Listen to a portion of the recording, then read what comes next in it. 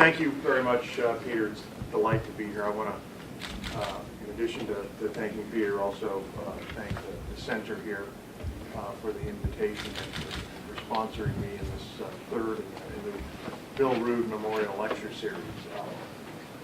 This is, and before I forget, I don't know if she's here. Is Lisa here? Lisa, thank you very much. Lisa is the one who set all this up. I mean, I know it was not Dr. Schramm's organization in Lon that pulled this off, that got me from Washington, D.C. here Through Alabama, right? through Alabama, yeah. I was in Huntsville yesterday. So, going to talk a little bit about Bill Rood. Going to talk a little bit about him as a teacher. Going to talk a little bit about his scholarship and about his approach to international relations. And then, as I've done in the other lectures, I'm going to pick one particular area and drill down a little bit into it. And this particular area is what he would have called the problem of Russia. And we'll talk, and of course, in the 20th century, we knew that as the Soviet Union. Dr. Rood would have regarded that as a fairly narrow way of looking at the problem, and I'll explain why in a second. But, you know, let me talk a little bit about the purpose of the project. It is very rare, in fact, and you guys probably have a wonderful experience here. I know some of the people who teach here are excellent teachers, but it's very rare to have a teacher that can have such an impact on so many students as Bill Rood did.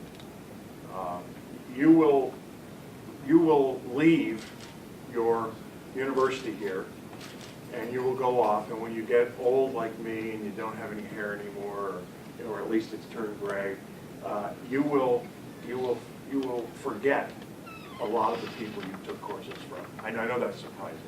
In fact, some of you may have done that from last semester, I don't know. But there will be one or two that will always be with you.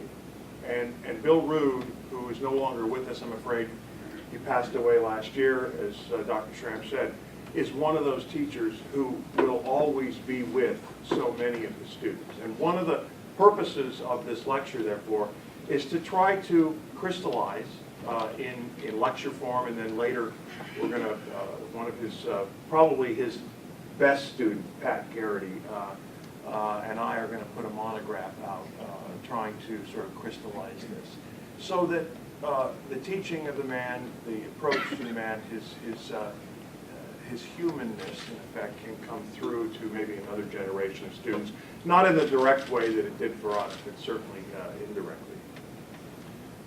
So I wanted to begin with that and give you an idea of what that's all about. Now, to start out with, let me say a little bit about Harold W. Rood. He was born in 1922 in Seattle, moved to the Bay Area as a very young man. He grew up in Mare Island, which those of you from the West Coast may know that area, around the Naval Yard. His father was in the Navy and then worked as a civilian for the Navy. He grew up kind of around military things. And he had sort of an ordinary life. He entered the Army enlisted Reserve Corps in September of 1942. And those of you may remember that in December of 41, some unpleasant things were beginning to happen, at least in the Pacific, and of course all eyes were focused on the Pacific. He was called to active duty in March of 1943, and of course immediately sent to Europe. He was trained as a coastal artillery gunner, a heavy machine gunner, and a radio man in the 7th Army, and then he was a forward artillery observer in Patton's 3rd Army in Germany.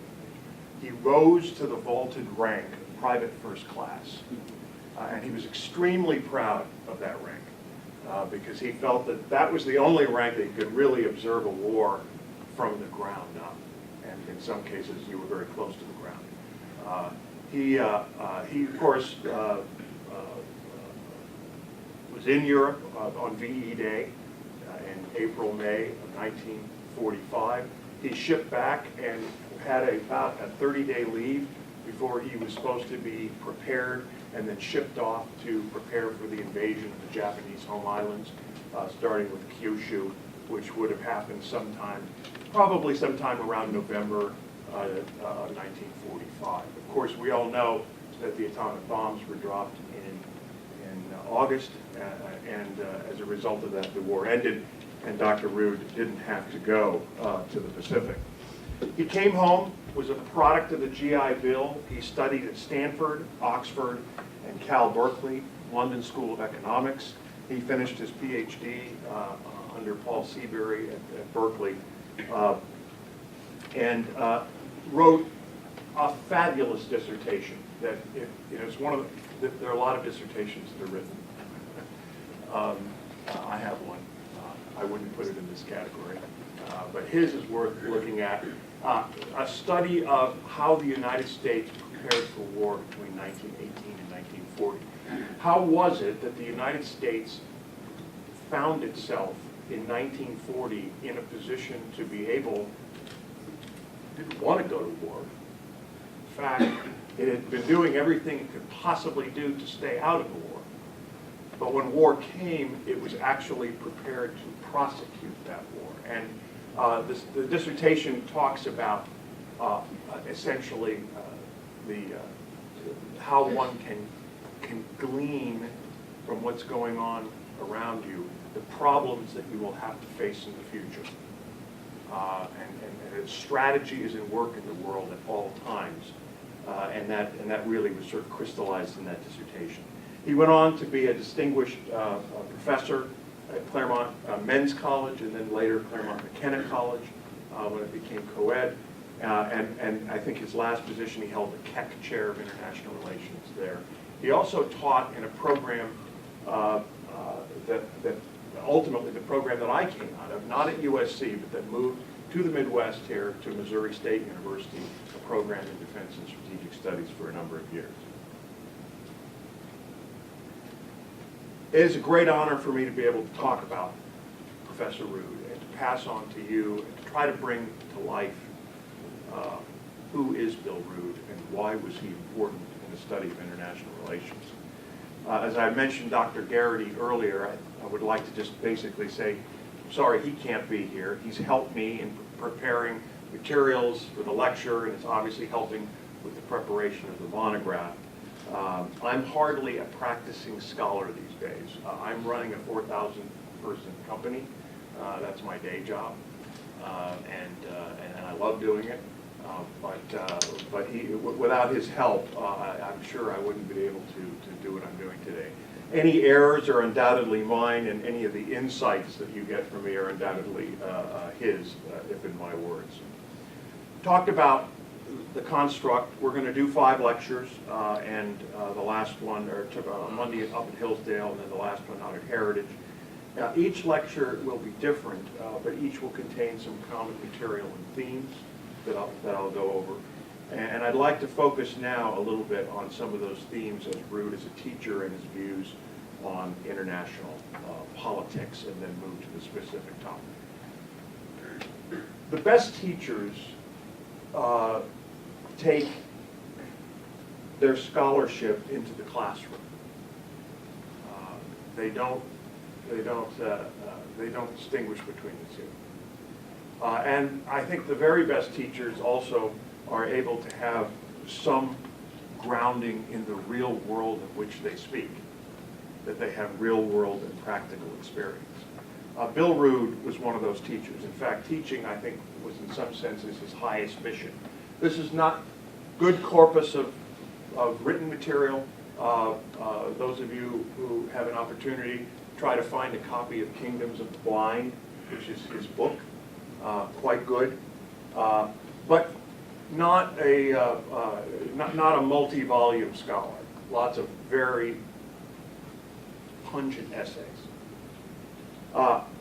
His classroom, though, was the crucible for his ideas, and he learned as much from his students in many ways, and his interactions with his students, as they learned from him. So I'm sitting in my first lecture. He came down to USC.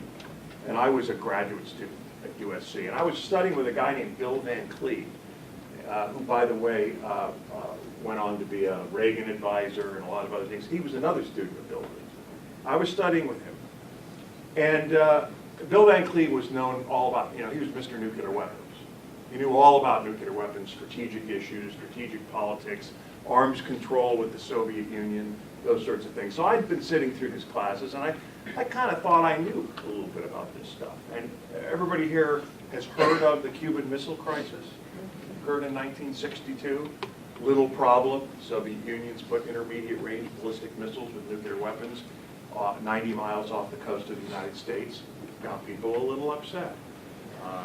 And as we know, the sort of popular story behind that is that a young president, President Kennedy, backed down Khrushchev, got the missiles removed, and the rest is history. So I thought I knew something about this, and so I sit down, and I've done a lot of reading, and I'm prepared. And over a period of a 2-hour lecture, he systematically destroyed the entire framework that I had for thinking about the Cuban Missile Crisis, which, by the way, dozens of scholars had already written about. Books had been written about it. This is now in the 70s, not in the 60s. And he didn't do this with bold assertions. He did it through the systematic assembly of troubling, sturdy facts that he dripped onto my forehead, one after the other. Right. Well, the Russians were supposedly hiding these nuclear weapons in Cuba so that we couldn't see them. Well, why was it that they'd actually arranged them in a way that it was obvious what they were doing? He was asking questions like this, systematically walking through this. He goes into this in some detail, by the way, in his book, which is worth taking a look at. And so the facts here, in some sense, are not important. The facts of what he said about the Cuban Missile Crisis. What is important is the way he forced people to think anew about a problem that everybody had already determined they knew the answers to. They knew exactly what had happened. The bad Russians came in. They brought their nuclear weapons. The young president backed them down. They left, and things were good.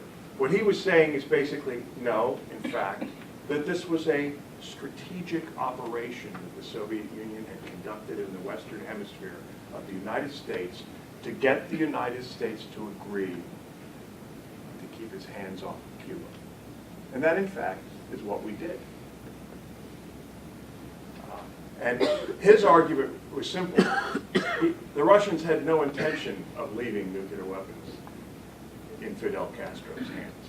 Fidel Castro was a crazy man as far as they were concerned, a useful crazy man.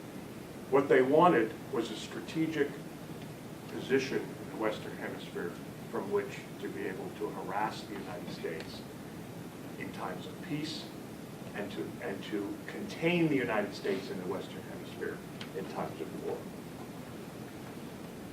Well, I can't describe for you the impact this had on me as a student. I wanted more. I began challenging everything.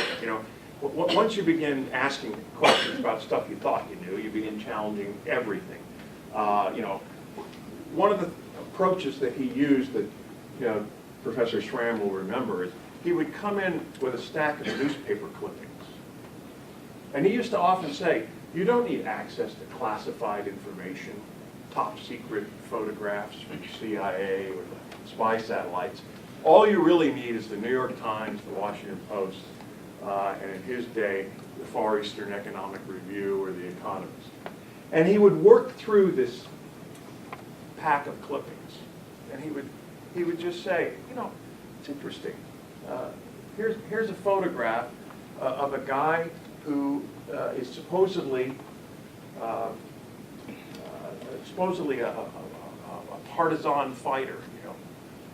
Why is it that he's in a completely pressed, nice gown with no dirt anywhere, no smudges on the elbows, carrying a machine gun that looks like it was cleaned 5 minutes earlier? And he'd say, well, that's because this is a staged photograph. This is a photograph that was created for somebody who then put it into a newspaper to give you a particular impression about this individual, right? Very good at that sort of thing. So I was, I didn't know how to describe this effect to others. And to some degree, and it's a bit of a lame thing to say, but you did kind of have to be there. But Dr. Rood had a view on what happened in Cuba in 1962. But what he cared about most was that his students developed their own views on events in international politics. Dr. Rood, forgive me, was a deconstructionist in the academy long before it was fashionable, except that he was a deconstructionist in a way that was firmly grounded in reality. He believed that the purpose of an education was self-discovery and independent thought. And his approach in international relations was he used a variety of tools to get students to what we would say today, think outside the box. One of those was the notion of cui bono. Who is benefiting from something? Always ask the question. When something happens in international politics, who is benefiting from this? What party might have sought or gained some advantage as a result of this? Look for two things in international relations. Look for patterns of behavior and look for anomalies. We'll talk about some of those a little bit later, right? Strange things that happen. Has anybody here heard of the Prague Spring of 1968? There's a hand. Great. Well, what happened in the Prague Spring of 1968? When the Russian soldiers came in, there was the students. Well, before they came in, there was the spring, right? Right, the students' uprising, where there were students who. There was a spontaneous student uprising, wasn't there? Yeah, they burnt themselves in the middle of the square. Right, and there was a spontaneous uprising, and the leader, the communist leader of Czechoslovakia, then had to respond to that, and he responded to that, by trying to reach out to them and be nice to them, and in the end, those cruel, mean Soviets brought a bunch of divisions in and suppressed the Czechoslovak government and the students. And a lot of people were killed. It was a bad thing. So Dr. Rood would say, that's very interesting, but the head of the Communist Party in Czechoslovakia was a guy named Alexander Dubček. And Alexander Dubček's wife left the country about 5 days before the spontaneous uprising occurred. How did she know to leave? Was she, was this her normal time for leaving the country? No, she didn't. That wasn't really it. How did she know it was time to go out? Well, it comes out later that, much later, that the young man who was the head of the leadership of the Prague Spring movement, the young student who was on the barricades, actually was a member of Czech intelligence. In fact, was given an award for being a member of the Czech intelligence service, suborned to the Communist Party of Czechoslovakia, which in itself was suborned to the Communist Party of the Soviet Union. Well, that's amazing, right? Well, it's not amazing if you realize, as Dr. Rood told you if he's here, is that oftentimes things don't appear as they seem, which is why you look for anomalies like Mrs. Dubček flying the coop, as it were. Right? Why you look for anomalies in international relations, and why you ask the question, cui bono, for whose benefit? So at the end of this spontaneous uprising that ended in the Soviets invading, what happens? 5 Soviet, 3 motorized rifle divisions and 3 tank divisions are actually left in Czechoslovakia. Around Prague, worried about those bad students? No, not around Prague. They're deployed on the southern part of the central flank of NATO, outflanking German, American armies in the NATO central area. If they had moved those 5 divisions there without the uprising, Dr. Rood would say, it would have been possibly a cause for war, possibly a cause, certainly for intense concern and reaction in the West. It might have caused the West to bring more troops in or stiffen its defenses in some way. But in fact, those 5 divisions were moved from the Soviet Union right on the border to the Central Front without NATO ever taking any reactive measures. Because, after all, they were brought in to suppress those wily students who, as it turned out, were actually being run by the Securitate, the security forces in the Czech Republic, or in what is now the Czech Republic, Czechoslovakia.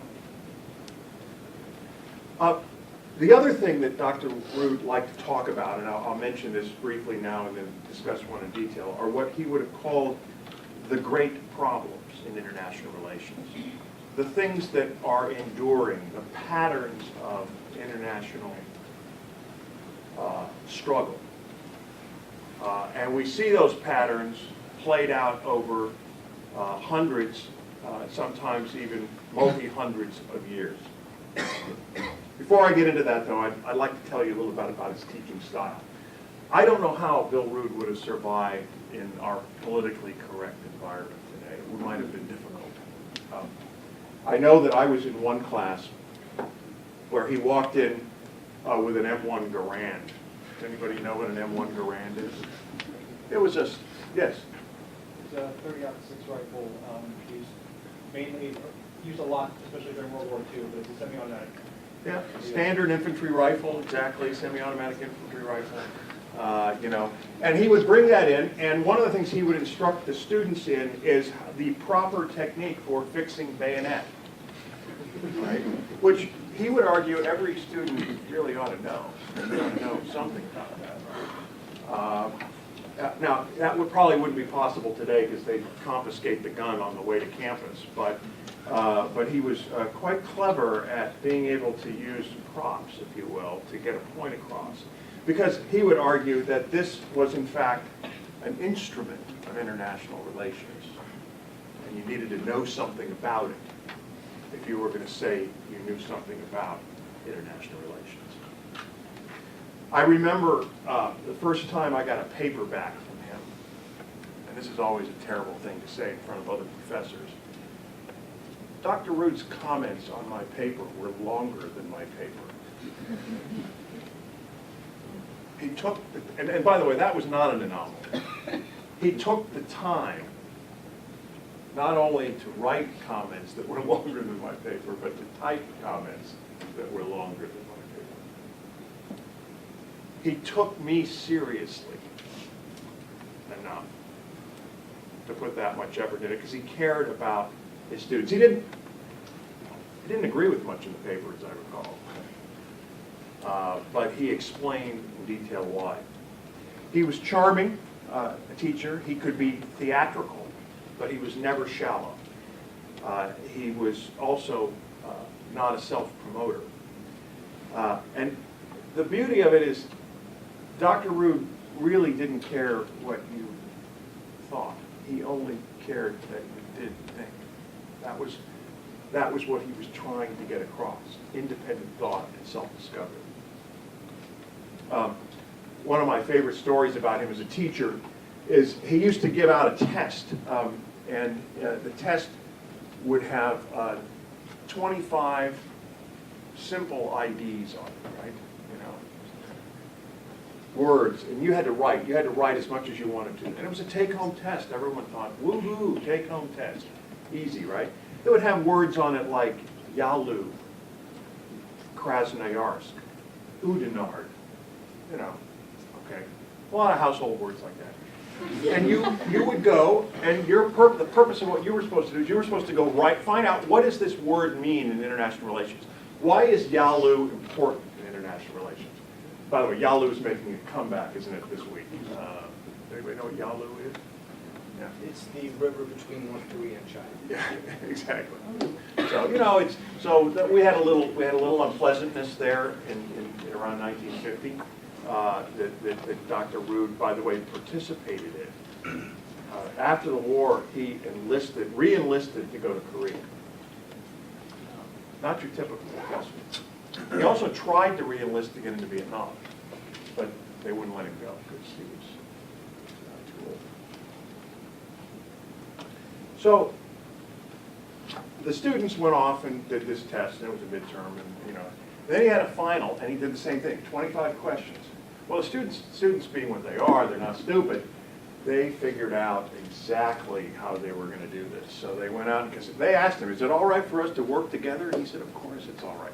So they divided up, the things, and they all came back, and, you figured out Yalu, and you figured out Oudenarde, and you got Krasnoyarsk, and they got it all together, and they turned it in fine. So, well, he figured out what they did. So he passed out the next test, and I think it had 50 questions on it. And he said, now, for example, this one, fourth down here, Brest-Litovsk.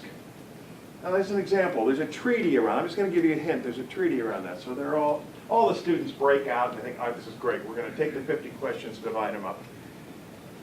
He had 40 people in his class, and Brest-Litovsk was the only common question on the 50 questionnaires.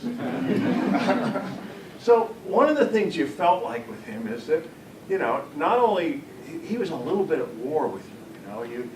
You're always matching wits with him, and he was normally winning, as I recall. But he almost never used what I would call textbooks. He never subscribed to a theory that I ever heard him subscribe to. He focused his students on history as the meat to understand patterns in international politics. He pointed to the public prints as to what you needed to fit together the pieces into these perennial patterns of international conflict that he would talk about.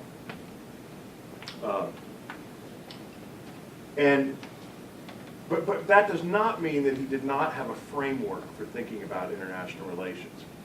He insisted that his students understand the world around them before purporting to explain it.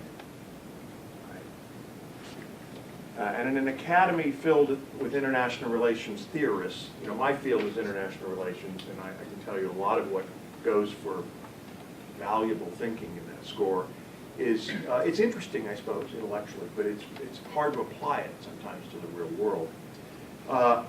This lack of theorizing was most refreshing. He had a relentless way of challenging the conventional wisdom and advancing alternative explanations to what the experts held true. And as a result of that, he produced not only a corpus of original writing, but also, I think, a cadre of students who were trained to think independent of the sort of fashionable ideas that dominated the international relations discipline.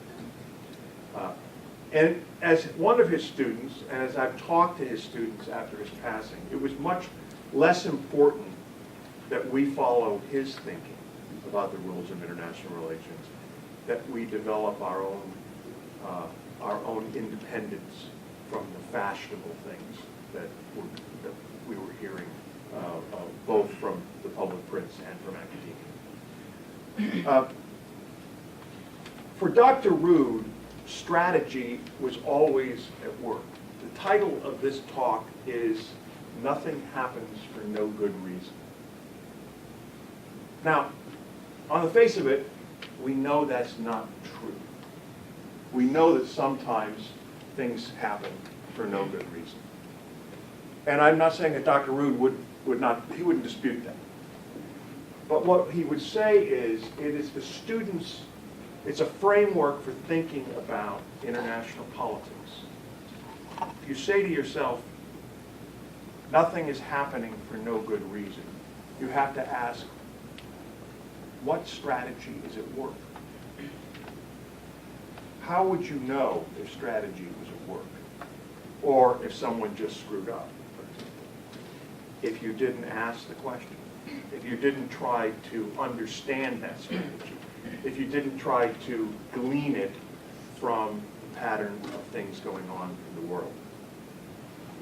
In some ways, Dr. Rood's teaching exemplifies an old saying that another professor of mine had, that an education is what you have after you forget all the facts. Right? A way of thinking about things. So let me now turn from Rood the teacher to Rood the scholar and talk a little bit about his approach to international politics. And let me just also leave you, though, with this one thought, that the classroom for him, as I said earlier, was a crucible for his ideas about international relations. It was a place often to try out an argument, to press a point, perhaps to the breaking, and to sharpen his arguments through thinking through the questions that his ideas sparked.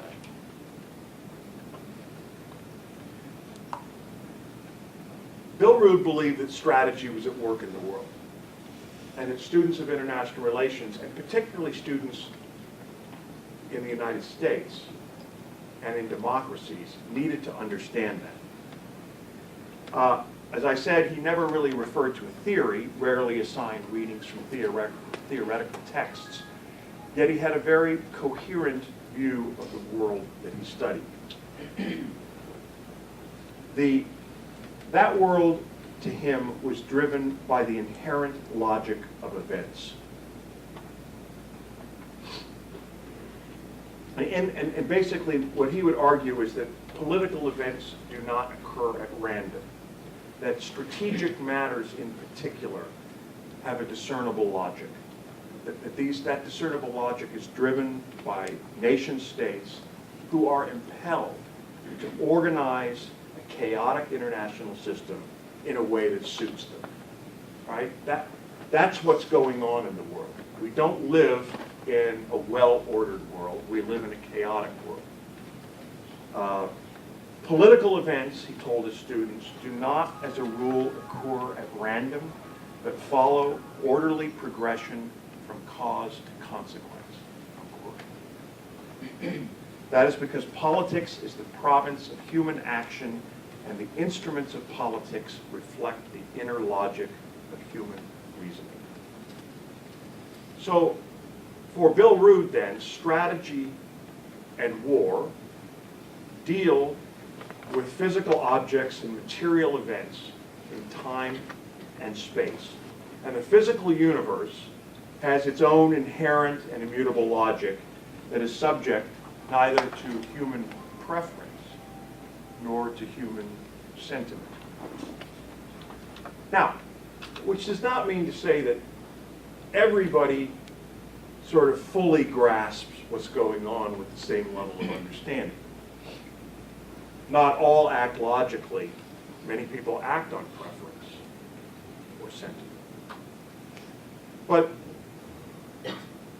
it's possible to look at events, particularly organized human events, in ways where you can understand strategy. You know, today, read out in the newspaper, what's going on in Syria, right? Who's running the show there? Well, it's just a bunch of chaos, right? No, it can't be just a bunch of chaos. Because somebody has to know where to show up for the protest, right? Somebody has to paint the placards. And by the way, somebody has to translate them into English so that the Western press can actually find them useful. And somebody has to bring the sandwiches. And somebody has to bring the soup and the megaphones, right? Somebody's organizing activities, right? Now, what we hear in the newspaper is, well, there's a bunch of bad guys in Syria, and they're on all sides, so we really shouldn't get involved.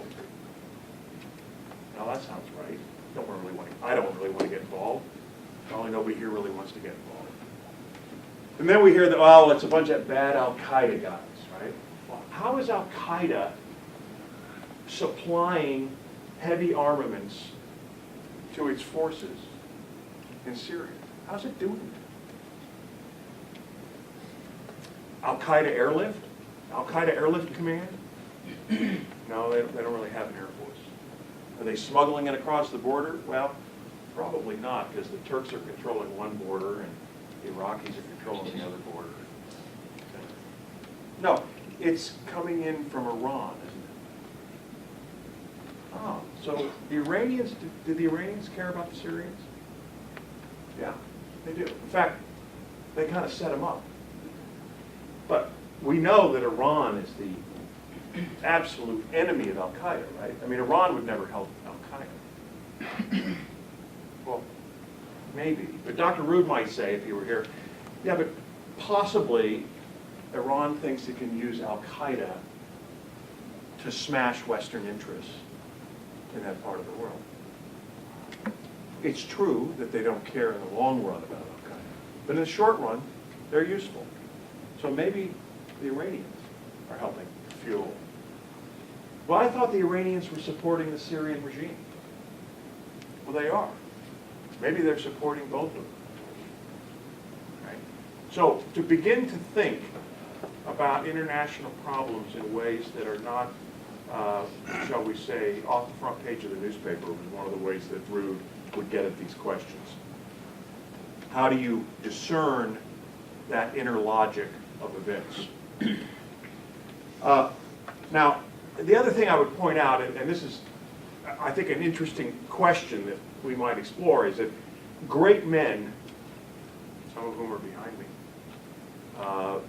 seldom are cited or attributed to changes in the course of history in his thinking.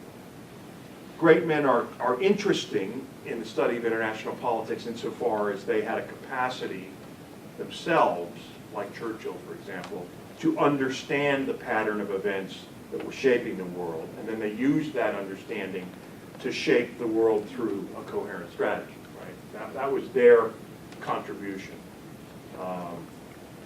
Because, again, men seek control and order, particularly in the international system, even in the domestic system. And they do this by trying to impose upon others a constitution, if you will, a small c constitution of how their universe ought to be ordered. Now, Rood's teachings about politics were hard. Not hard to grasp, hard to accept. Rood said, and I quote, "Politics is the organization and application of power for the accomplishment of the purposes of the political community." That's a mouthful.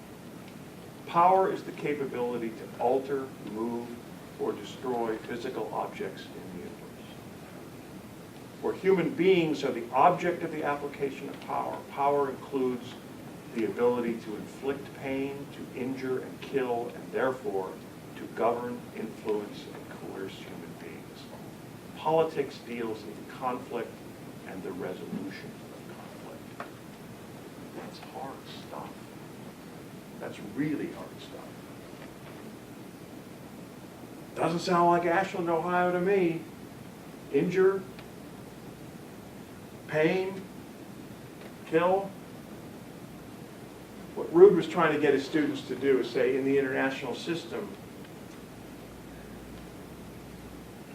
the application of power is something that's going on a daily basis. We live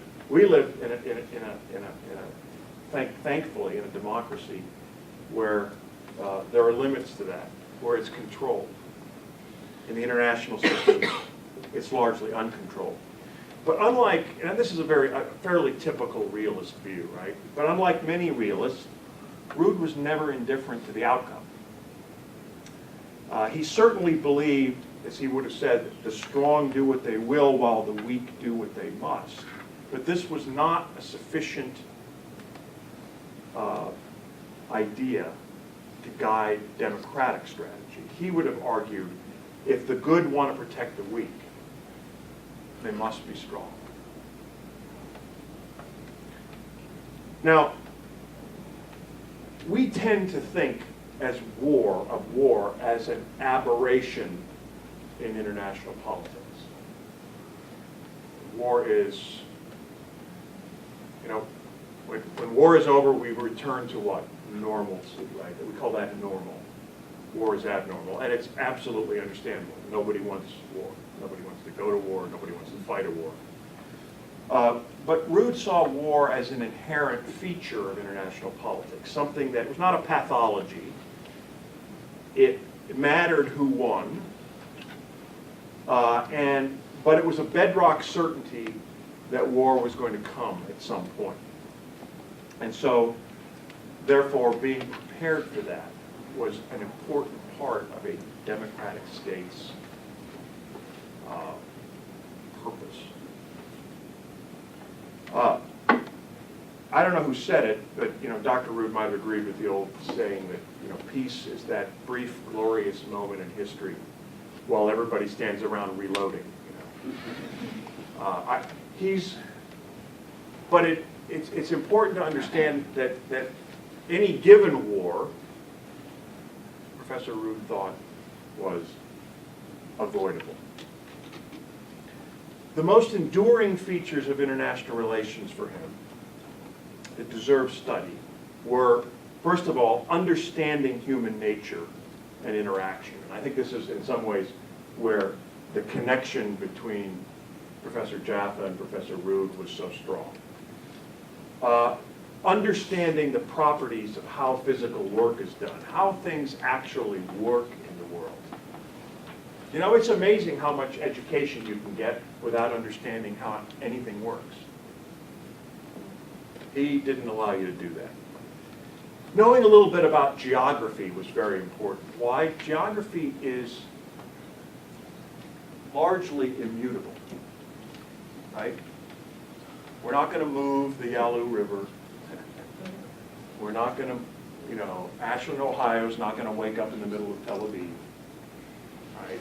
And it matters, by the way, your perspective on things is different if you're sitting in Ashland versus sitting in Tel Aviv. And then there were the great problems that sprung from the interaction of all these things that humans have had to work through. And all of those things, in fact, would be tempered by what he would call objective conditions. So, for example, everybody knows that the Russians and the Germans didn't like each other too much, right? You kind of heard that before. The old joke. What is it? If the Poles are attacked by the Russians and the Germans, who do they fight first? Right? The Germans, business before pleasure. All right. So, but the Russians and the Germans didn't like each other. But from 1939 to 1941, they form an alliance. Why is that? Well, because the objective conditions made it useful for the Russians and for the Soviets and for the Nazis to form that alliance. And when those objective conditions changed, the alliance fell apart. The other thing Dr. Rood talked a lot about was the notion, particularly for a democracy, is maintaining its freedom of action.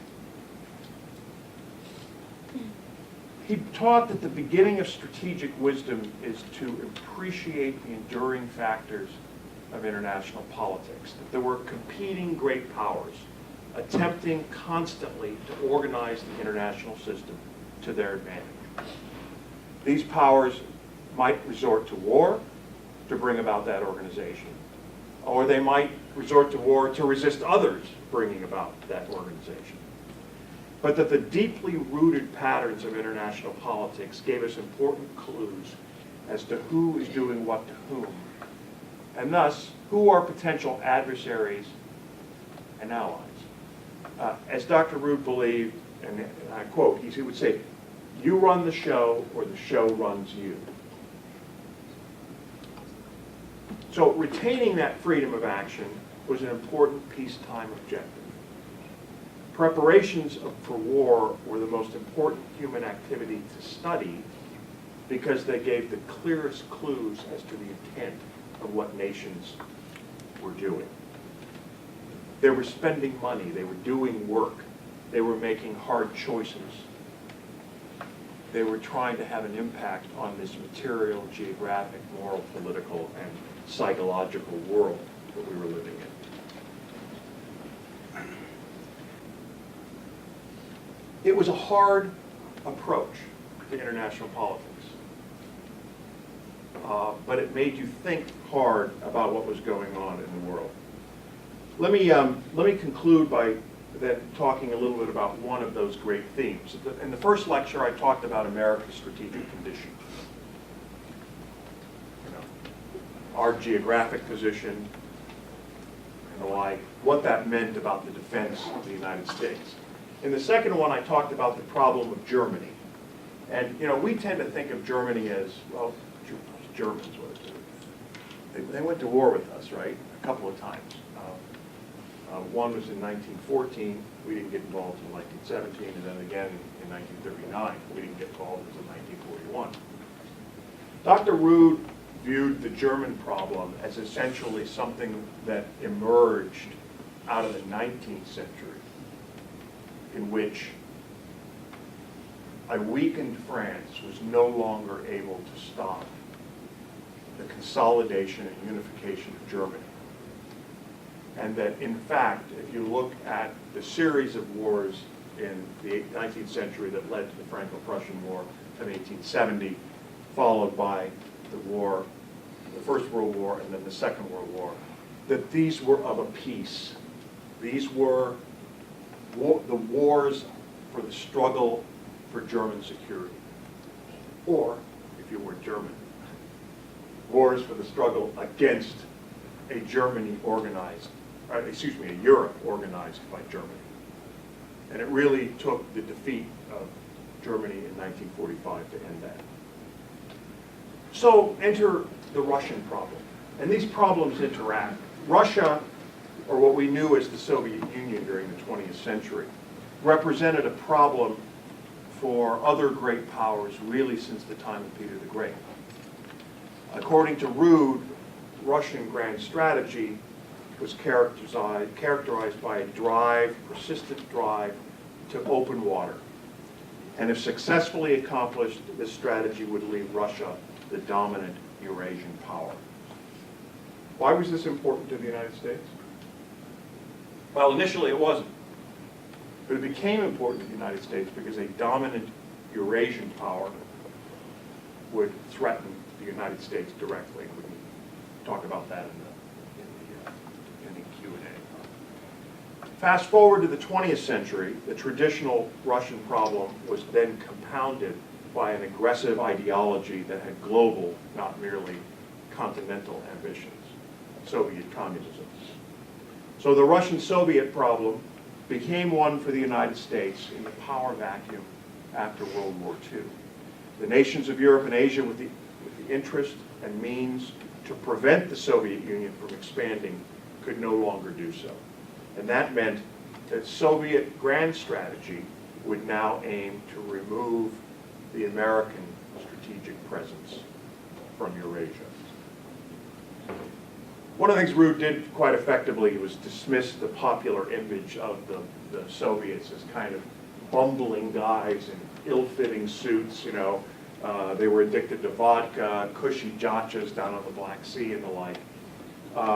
Indeed, he believed that this was a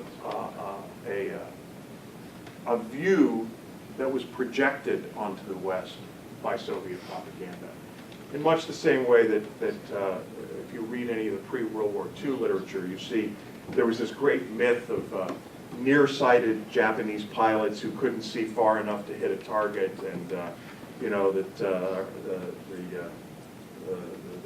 they obviously were not a threat in any way to the United States. Right? Many Americans were shot down by those so-called nearsighted Japanese pilots. Rood also insisted that the nature of the Soviet regime was important to understand. It was not just its geographic ambitions, but that the nature of the regime itself conveyed a political warning of things to come.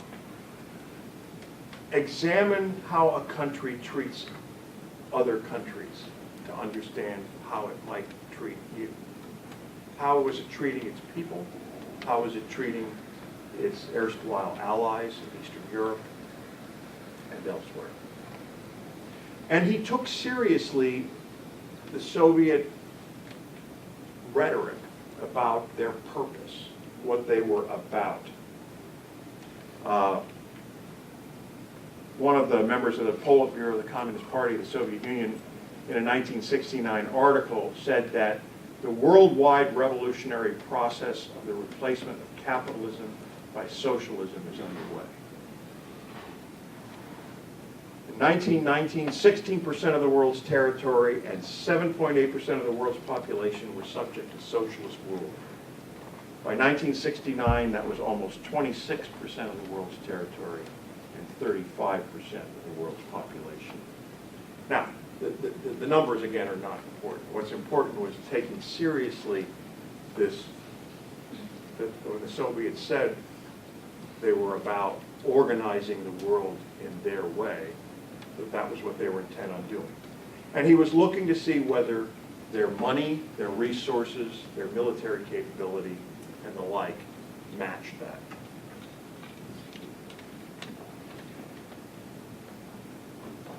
He also looked at this from the standpoint of that the Soviet intent was in fact to build sort of a worldwide struggle against the West over the issue of how the world itself would be organized.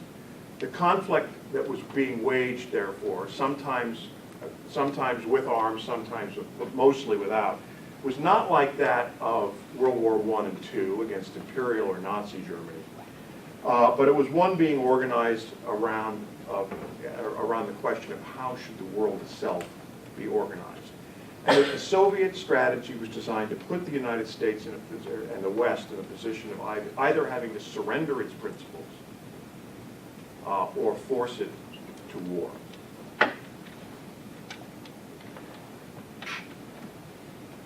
Now,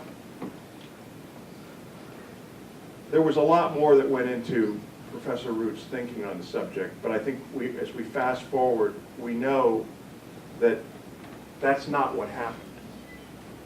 The West didn't go to war with the Soviet Union. In fact, the Soviet Union disappeared, right?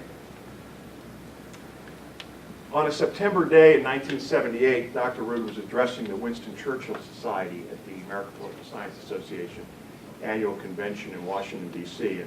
And he was listing a host of indicators of Soviet might, that the Soviets might not have peace and international comity first and foremost in their minds.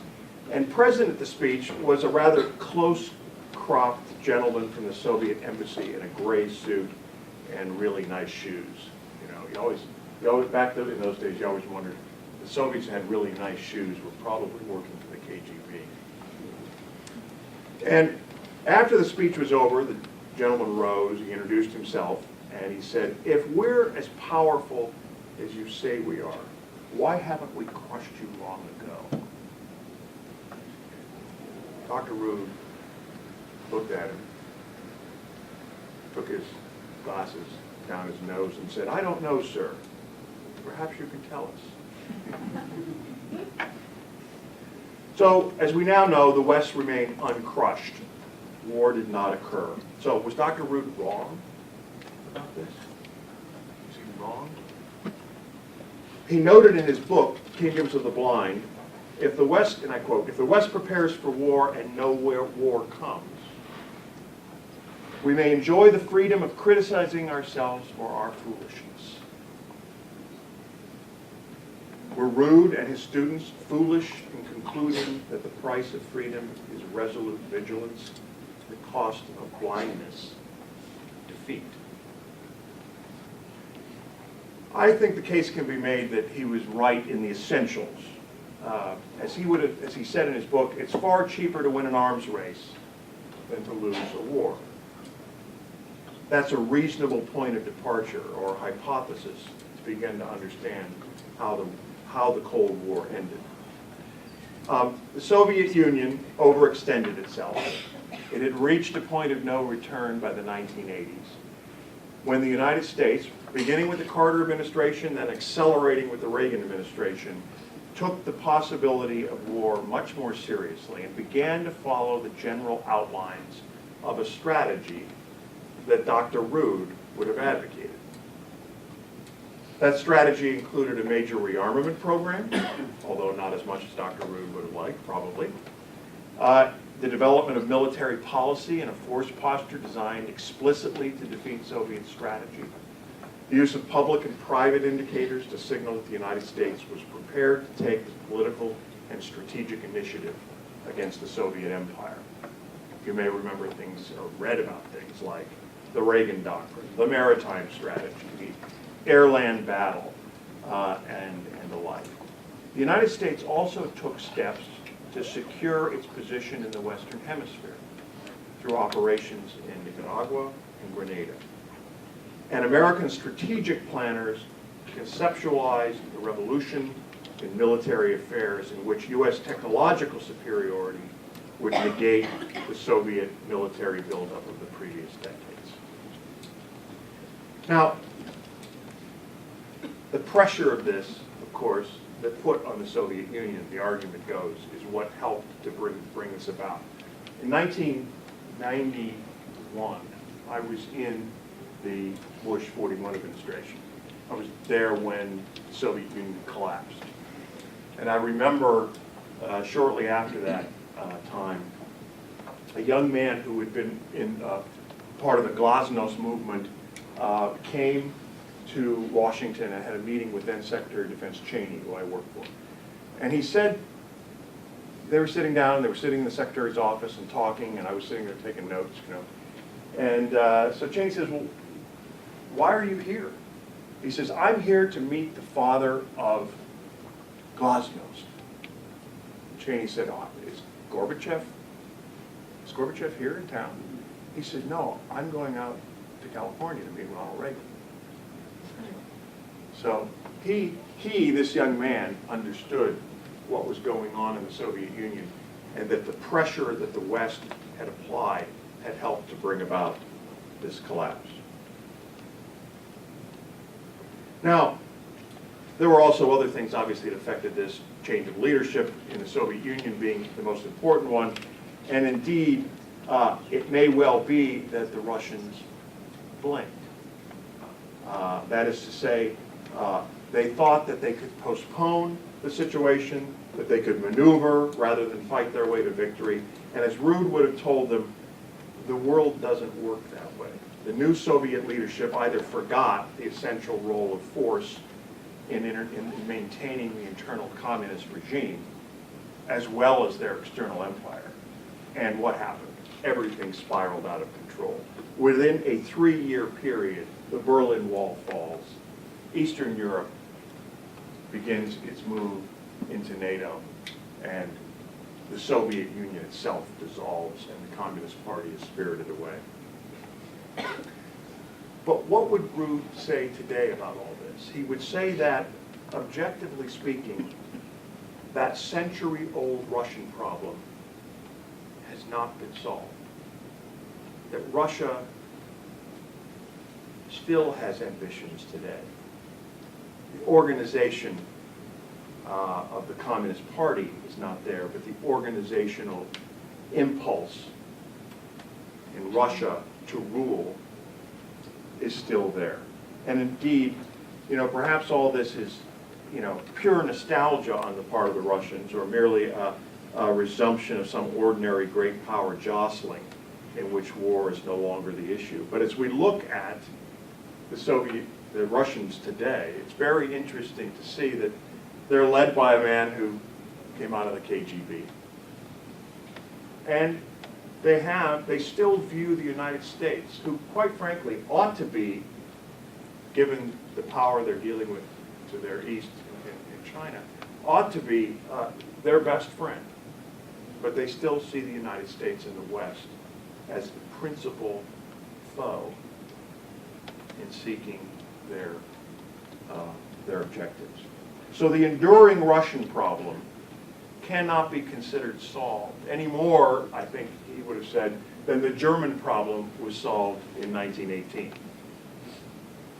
That doesn't mean that there's a war coming, But it does mean that the problem of Russia in international relations continues to persist. Russia was not defeated, it was not vanquished, and Russia will continue to seek advantage and the objectives that it had before. Rood would have pointed out that Germany's path to Paris in 1940 was actually easier than it had been in 1914, and that even though Germany had been defeated the first time around. Rood might ask whether Russia's path to the Channel today is easier than it was when the Soviet Union fell apart in 1991. An interesting question when one considers that the United States has basically taken its bases out of Europe, no longer maintains a very large army there, and the reason for NATO itself has been eroding over the last 20 years. So let me conclude with a personal aside, and then we'll open this up to questions. And I apologize for having gone on longer than Peter told me I could. When we sum up the work of someone who's had a profound impact on your own life's work, you inevitably feel that that effort is incomplete. I felt when I first learned that Dr. Rood had passed, I remember feeling not just the grief of the loss of a friend and a mentor, but a kind of an uneasiness that was not passing, for me. And I went out to a service for him in San Francisco, and I realized that while I had not had much contact with him in his last years, I somehow felt comforted by the idea that, all those years, he was out there trying to discern what the bad guys were up to, trying to see the strategy at work. And I felt a little bit as though a watchtower had fallen. But it was also in San Francisco that it occurred to me that sitting among family and friends, and especially his dedicated students, and those who will go on to study his way of thinking, I realized that he had once again stolen a march on me, that he had left many watchtowers, many people who understood the importance of studying international politics in a democracy in particular, where it's so easy for us to imagine a world outside our country that is like what's inside our country. And that those students were in fact the watchtowers that would stand in his place to defend the ramparts of freedom so that he could rest peacefully. And I, and the many who had the privilege of being his students, would just have to do our duty. Thank you very much. Looking forward to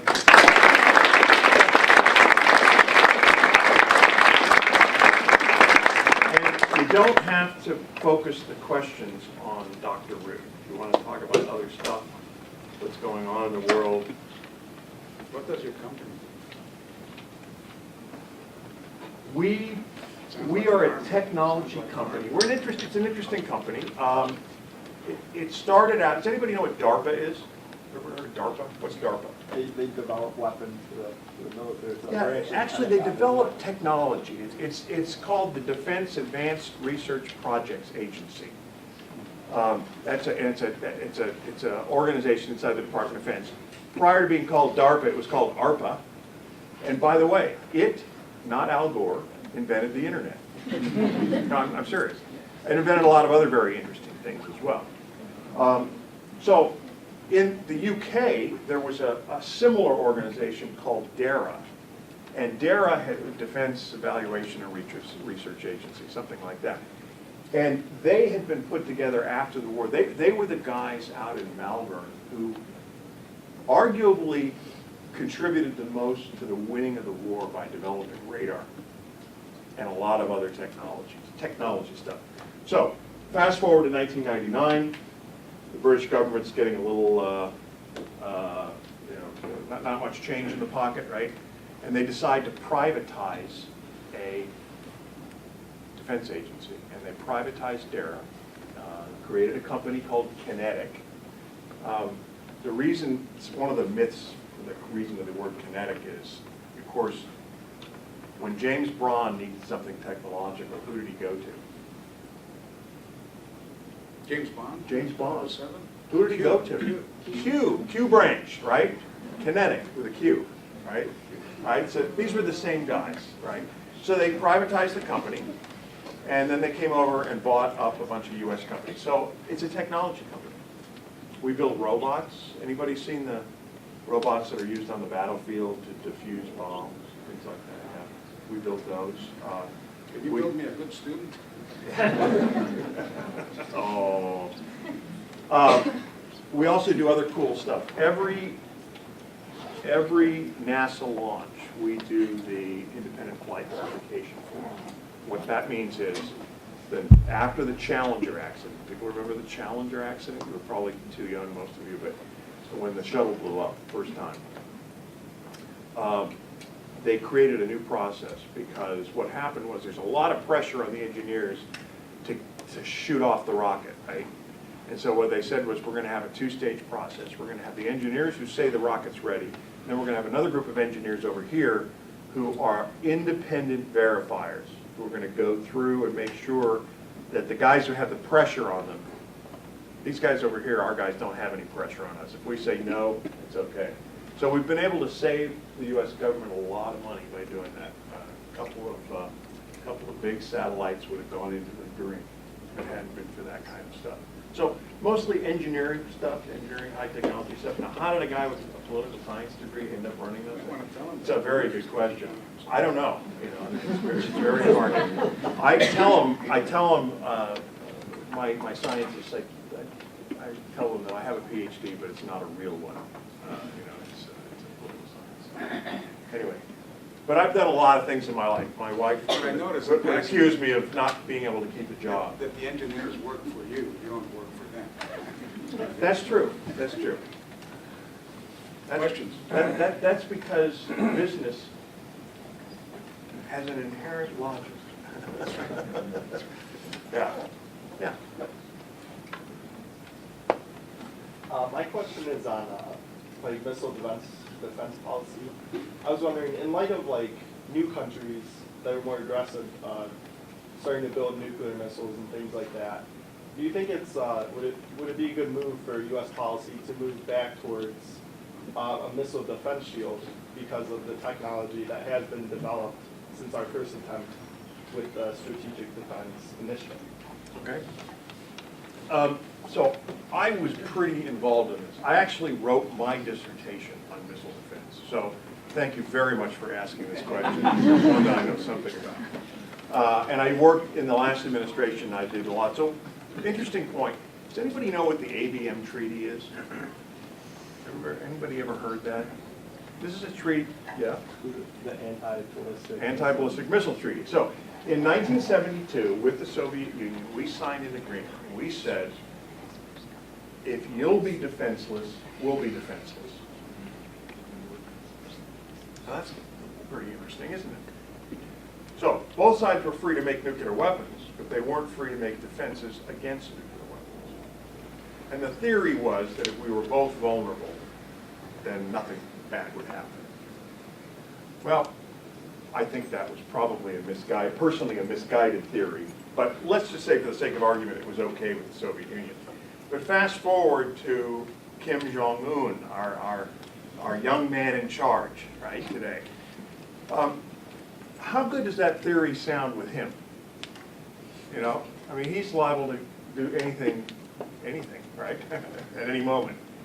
So unfortunately, the United States had a legacy of not building missile defenses as a result of the ABM treaty. And it was President Bush who finally made the decision in 2002, 30 years later, to get out of the ABM treaty and to begin to deploy ballistic missile defenses to defend the country. Today, there are about 20 interceptors in Greeley, Alaska, non-nuclear interceptors that can shoot down a missile coming toward the United States. Before that time, there was nothing. The question you're asking is, should we continue that? And the current administration has not really continued that. In fact, they canceled a number of those programs. And they're now, because of what's going on in Korea, having to rethink that problem for a couple reasons. One is they don't want the United States to be vulnerable, I don't think. I hope they don't. But also our allies. You know, our allies are vulnerable too. And so why do we care about Japan? Why do we care about South Korea? Well, first of all, they're really big trading partners of the United States. We both have a lot of business relationships, but we also rely on those countries to be able to project power elsewhere in the world. And so when they're feeling vulnerable, when they're threatened, it's important for the United States, along with them, to be able to deploy defenses to make them feel more assured that the U.S. will be there. So there are a lot of reasons for missile defense. The short answer to your question is yes, I do think we ought to focus on that problem. And it's not just North Korea. I mean, the Iranians are developing long-range ballistic missiles. And of course, we know that there's a very robust Chinese effort to develop long-range ballistic missiles. So the old paradigm of it, which the Americans and the Russians has really broken down. I mean, that's not the principal problem today in that front. And ballistic missile defense is applicable to a lot of those things. Yes, Pam? My question is about your experience in Romania. Yeah. And how you were talking about the Russian problem earlier in your talk. In your experience in Romania, what was your experience with the democratization process in the former Soviet states? Mm-hmm. Could you just lighten in on that? Sure. Romania was one of the most psychologically wounded countries from communism.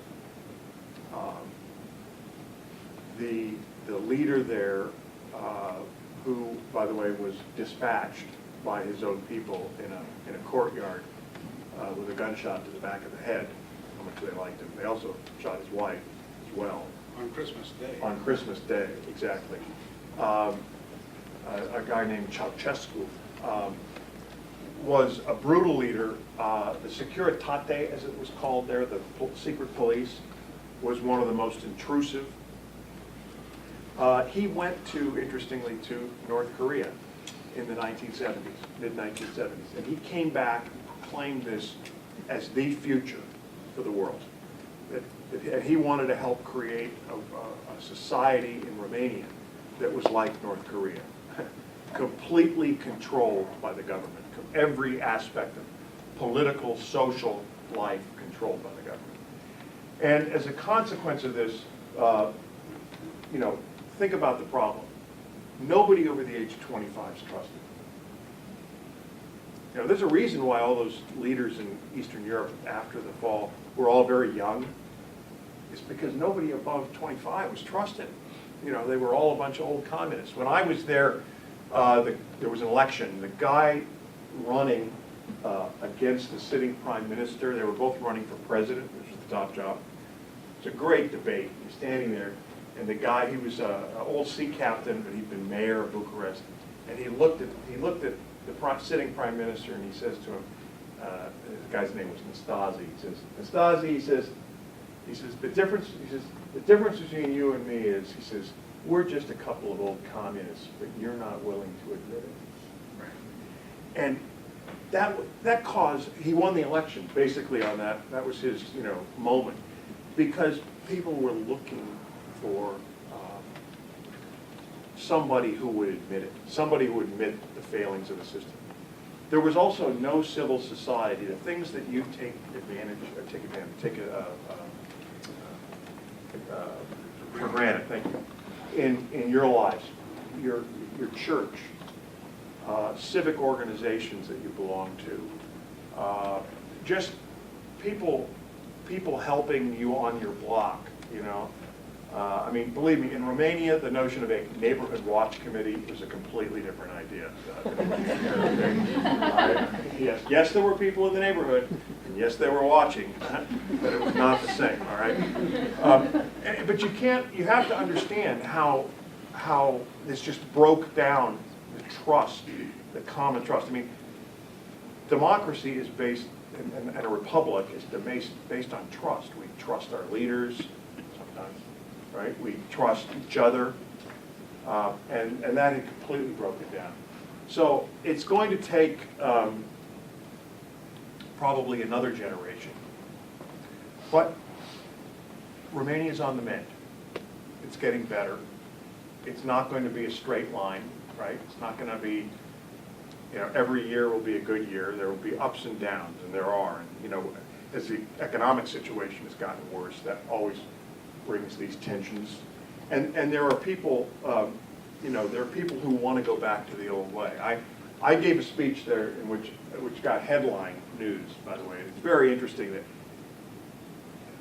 living there as an ambassador was living in a bubble, because Romanians like Americans, and there aren't that many European capitals where Americans are like that much these days, and they look up to Americans. And I remember making a statement that said, you know, we'll know things are getting better in Romania when people get out of politics to make money, right? Because the whole economy, everything was driven around, you know, sort of a kleptocracy. Get into power, use your position of power to make money, get rich, and then, you know, go live on the Riviera, right? So I think it's gotten a lot better, but it's tough, and that's true for a lot of these democracies in Eastern Europe.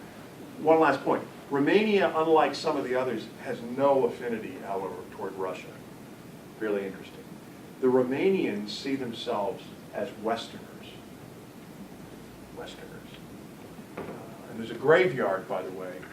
You know, prior to the fall, the United States fall of Ceausescu, the United States' major military foray into Romania was bombing the oil fields of Ploiești in 1944. Anybody know what Ploiești was? No? So, yeah,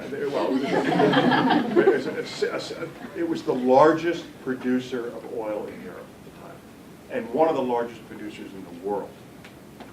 And it was the fuel for the Nazi war machine coming out of Romania, and the Romanians were allies to the Germans, which had its own set of issues. But a lot of American pilots were shot down over Romania. And what the Romanians said to me when I got there is, you know, we saw you bombing us in 1944, and then we didn't see you again until 1991. What took you so long, right? Why did it take you Americans so long to get here? So they're very pro-Western. JD, let me add to that, because it's very interesting. I was in Romania in March of 1990. Trying to help set up their first election and so forth. Ceausescu had been overthrown and communism technically over in December of '89. And I went to one of these, I was given an assignment by a person who phoned me upon hearing that I was going to go to Romania to see if I could find the grave of an American pilot that was there on one of these bombers in World War II. And to make a long story, but a pithy story short, and it's a true story, I finally found a cemetery with help of Romanians, of course. And the cemetery was unfortunately being dug up, and there were graves and skeletons, and it's a mess. It was actually a mess, and they were going to build a building there at some time in the future. And it was foggy, nearing dusk, hard to see. And I was going from gravesite to gravesite to look for a name, because the name was supposed to be on the gravesite, I was told. And of course, it was a hopeless job, and my driver was doing the same thing. And then I saw movement across my eyesight in the dusk, in the evening light, and I was stunned by it, and she disappeared, or it disappeared, and then I saw it again, and I tracked it down, and it was an old woman, a babushka, running away from me. Her chief, peasant woman, as they would say there. She had something. Very wise woman, I can say. Sure. She was running away. She had something under her jacket, and I confronted her politely, of course, with my interpreter, and said, "What are you doing, and why are you afraid?" And she said, "I shouldn't be seen doing what I'm doing," she said. And He said, what are you doing? And she says, I've been coming here since 1945, putting an American flag on this grave every day for a second, and then taking it off and running away in gratitude. She wasn't kidding. That was amazing. Yeah. It's And it was the person I was looking a story that does not surprise me, given what I know about Romanians. Questions? for. One more. I can go more than one. Tough one. You guys. It's up to you guys. Tough one, yeah. What do you think about what the North Koreans, whoever's making decisions there, what do you think they're trying to accomplish with what they're doing right now? Yeah, repeat the question. What is the North Korean leadership, and as he quite rightly said, who's ever in charge there, what are they trying to accomplish? A couple things, I think. Usually there are inner and external reasons for international political actions. Internally, I think this young leader is trying to establish himself as, the forceful leader of his society, and it's a society that is ruled by force and fear. All right. I recommend to you highly a book called The Aquariums of Pyongyang, which is the story of a young man who escaped from one of their concentration camps. And he actually went to meet with President Bush when I was working with President Bush in the White House. Horrific. And so it is important in that society, if you're going to rule by fear, that he be seen as the great leader, the military man, the strategist, and the like. But I think more importantly, externally, this is a regime that, is a throwback to, not even the 20th century, a throwback to the 15th century or 16th century. And it has no sort of internal credibility. It has no much economic prowess. And so but yet it's trying to survive as essentially a criminal state in an Asia that has really, taken off. I mean, anybody been to South Korea or Shanghai and China even these days, or Vietnam or any of the places in this area, there's a huge economic boom going on there. North Korea is a great overhead satellite photograph of Asia and the Korean Peninsula if you've never seen it. And North Korea is just black because there's no power there. It's just a throwback.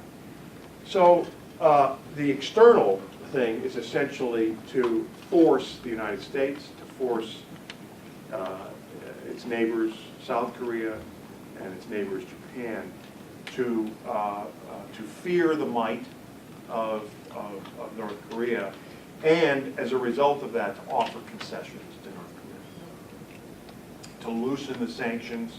I mean, obviously, there's stronger sanctions on North Korea than really any other country in the world right now as a result of the fact that they've violated the Non-Proliferation Treaty, and they have been shooting missiles and other things in the neighborhood for quite some time.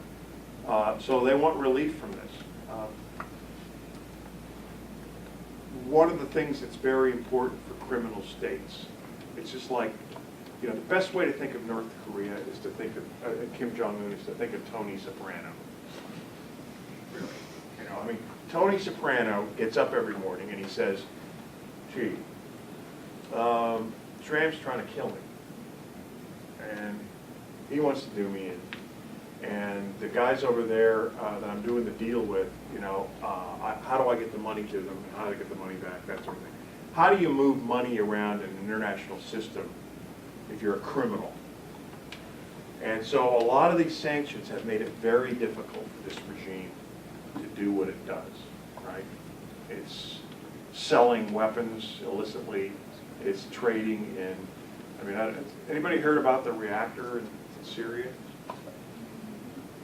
Anybody hear about that a few years ago? this was like 3 years ago.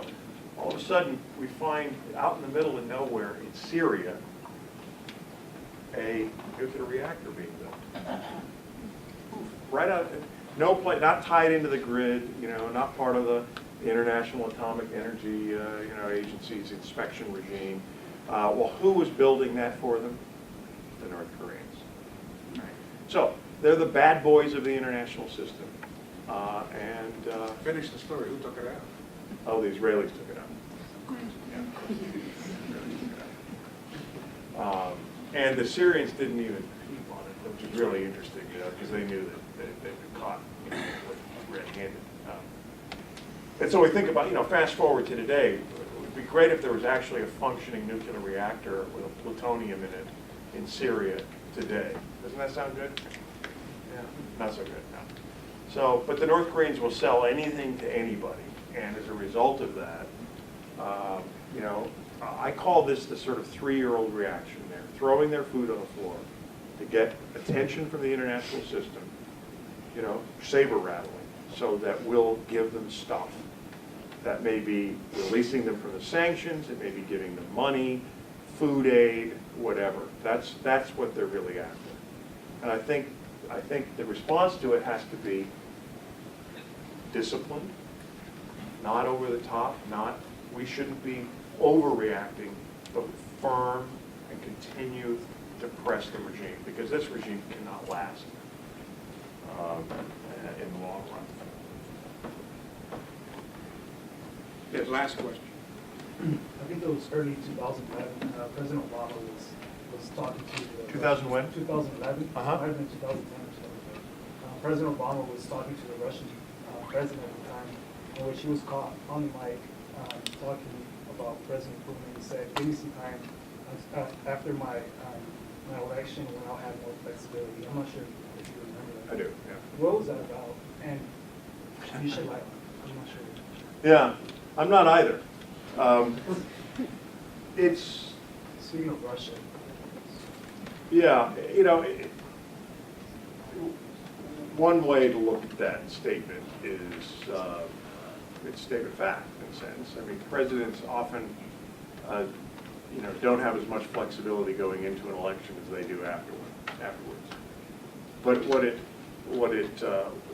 has been interpreted as is that essentially the policies you see me pursuing now are not the ones I really want to pursue. Those policies will be revealed after I'm reelected. That's the way it's been kind of interpreted in official Washington. And that the president, and in particular, remember this had to do with the issue of nuclear weapons and arms control and how far the president would be willing to reduce U.S. capabilities with the Russians. So, I mean, that's typically what it's ascribed to. And so, the sort of cynical political interpretation of it is that the president didn't want to look weak going into an election, and he was caught on the mic basically telling the Russian president, I can't do stuff now, but I'll be able to do it after I'm reelected. I don't know anything more than what I've read about it, and I don't really know whether that's exactly the right interpretation or not. But that's kind of the cast of Washington. Maybe I was thinking of a pattern or something that we were talking about. Since the message was supposed to be relayed to Putin, and Putin was the president of the time, so I was just wondering if there was a pattern there. Yeah, maybe. I mean, it's a little. It's one thing to think that. It's quite another thing to say it publicly to somebody. I mean, normally presidents, when they're talking to counterparts, particularly ones that are not, let's call them very close friendly states. It's different when the Prime Minister of the United Kingdom is talking to the United States. That's a different conversation, obviously. But when you're talking to the leader of Russia, to be that candid, it's a little unusual. No, we don't want to do one more? Is there one? Yeah, of course Okay, there's one. that's it. Sorry. Kind of about North Korea. Speak up, please. Sorry. How important would be an appropriate reaction from the U.S. not only considering the state of mind of North Korea, but also Iran, what impressions would Iran get from the United States' response to what North Korea is doing right now? Good question. Yeah, so what it points out is that your actions in the international world are being watched by everybody. And it's particularly true if you're a great power, and it's doubly true if you're the United States. We can't avoid being watched. And so how we deal with a crisis in one place can have an impact on how others perceive us. You mentioned Iran. Iran is very interested in this question because North Korea was the bold pathfinder out of the Non-Proliferation Treaty. People know what that is, the Non-Proliferation Treaty? Everybody know what that is? Okay. It's a treaty that was signed back in the late 60s, basically said there are 4 nuclear powers in the world that are recognized. Everybody else can't have nuclear weapons. Now, there are other countries that have nuclear weapons.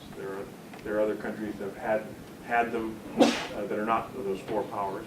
The 4 powers, by the way, are the United States, Russia, Great Britain, France, and China. I said 4, 5. Okay. So North Korea, though, is the first country that really has stepped out of the treaty, step by step. And so why are the Iranians interested in that? Well, they're interested in that because they want to see how the world and how the United States is reacting, because they have a nuclear program as well. And so if, it might be logical to conclude if the world is not going to stand up to North Korea, they won't stand up to us either. And so what actions we take there, and they're different situations, but they're being very closely monitored. And by the way, it's not just the Iranians you have to think about. I mean, why might the Saudis or the Israelis be interested in how we deal with North Korea? Well, because they're worried about Iran. And if they see the United States willing to abandon its allies in the region, South Korea, Japan, to a nuclear-armed North Korea, they could draw a conclusion about what we might be willing to do. It might be the wrong conclusion, but they could draw a conclusion of what we might be willing to do with respect to Iran in the Persian Gulf and Middle Eastern region. So, like it or not, we can't divide the world up geographically and treat things completely differently. They are very closely watching all of our allies, our enemies, and the fence sitters, the ones in the middle, don't know what they're called, are all watching the actions of the United States and the West generally. Does that answer your question? Great.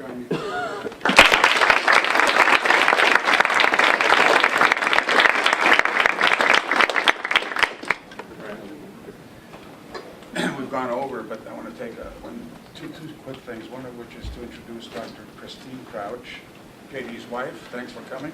Appreciate it.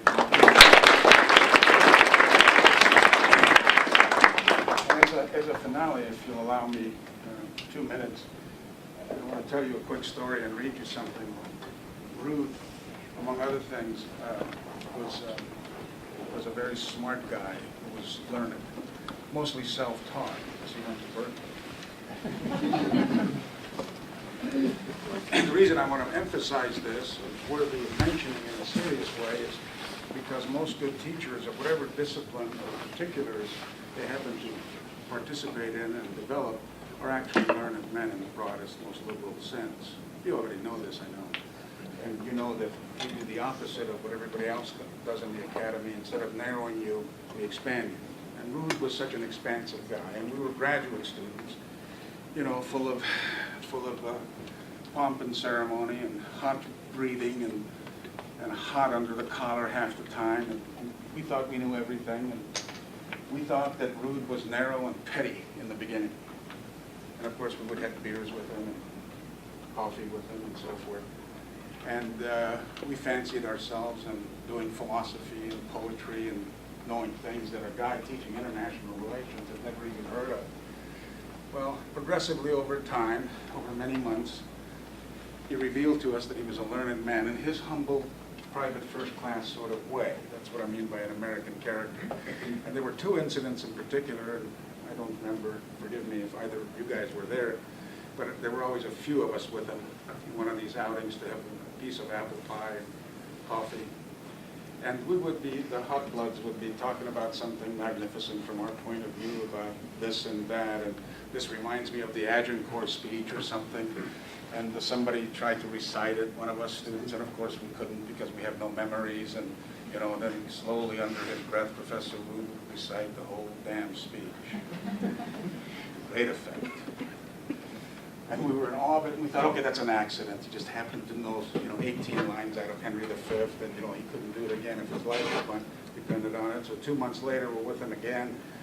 And somebody says something about kings and queens and how hard it is to govern, and really, and some silly graduate student who's now, I think, selling life insurance, said something about all men being unequal and and so forth, divine right monarchy, and then slowly, he lifts his head and under his breath starts a recitation from Richard II. It goes like this, and I will weep when I read it to you. Okay? Richard is about to be overthrown by Bolingbroke. So in memory of Harold Rood, of comfort no man speak. Let's talk of graves, of worms and epitaphs. This was from memory. Make dust our paper, and with rainy eyes write sorrow on the bosom of the earth. Let's choose executors and talk of wills. And yet not so, for what can we bequeath save our deposed bodies to the ground? Our lands, our lives, and all our Bolingbrookes, and nothing can we call our own but death. And that small model of the barren earth which serves as paste and cover to our bones. For God's sake, let us sit upon the ground and tell sad stories of the death of kings. How some have been deposed and slain in war,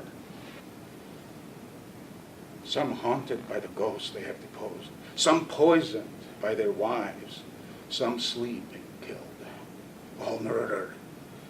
For within the hollow crown that rounds the mortal temples of a king keeps death his court.